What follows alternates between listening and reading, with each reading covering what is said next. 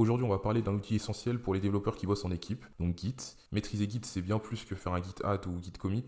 Et dans cette vidéo, je vais vous montrer les commandes indispensables pour travailler efficacement en entreprise. Avant d'utiliser Git, il faut le configurer correctement. Et pour ça, voici 3 commandes essentielles pour bien démarrer. Git config-global username pour votre nom, user email pour votre adresse email et pool.rebase pour activer les rebases par défaut lors des pools. Avec les deux premières commandes, on s'assure que nos commits sont bien identifiés et avec la dernière commande, on garde un historique propre en évitant les merges inutiles.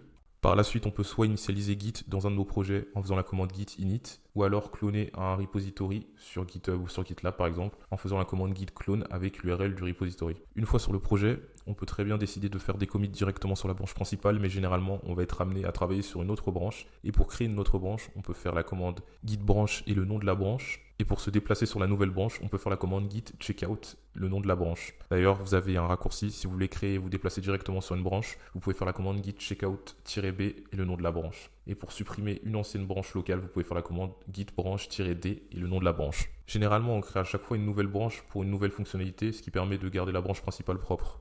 Une fois arrivé sur notre nouvelle branche, on peut maintenant remplir notre historique Git avec des commits. On va d'abord commencer par ajouter les fichiers qui ont été modifiés et pour ceci, on a la commande git add suivie des fichiers qu'on veut commit ou d'un point si on veut commit tous les fichiers. Derrière, on peut faire la commande git commit-m entre guillemets la description du commit. D'ailleurs, si cette description n'est pas bonne, on peut faire la commande git commit-amend pour pouvoir modifier cette description. Et si le commit n'est pas bon et qu'on veut l'annuler, on peut faire la commande git reset-soft add 1.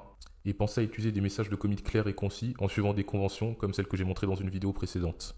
Maintenant que vous avez fait votre commit, il est temps de le pousser en ligne. Par contre, en entreprise, vu que vous ne travaillez pas seul, il est crucial de garder vos branches à jour. Pour récupérer les dernières modifs sur la branche principale, vous pouvez faire la commande git pull origin main-rebase. Une fois les modifs récupérés, vous pouvez pousser votre branche avec la commande git push origin, le nom de votre branche. Et derrière, vous pouvez ouvrir une pull request qui, une fois validée, va vous permettre de fusionner vos changements avec la branche principale. Si vous avez besoin de revenir en arrière parce que vous avez fait une erreur, voici quelques commandes pour ça. Donc si vous voulez annuler la modification d'un fichier, vous pouvez faire la commande git restore et le nom de votre fichier. Si vous avez besoin de revenir à l'état d'un commit précédent, vous pouvez faire la commande git reset-hard add 1. Et si vous voulez retrouver un commit supprimé, vous pouvez faire les commandes git reflog et git checkout avec le hash du commit. Si vous voulez gagner du temps sur vos commandes, vous pouvez vous créer des raccourcis pour les commandes répétitives comme git checkout par exemple ou git branch. Et pour ceci, vous avez juste à faire git config-global alias.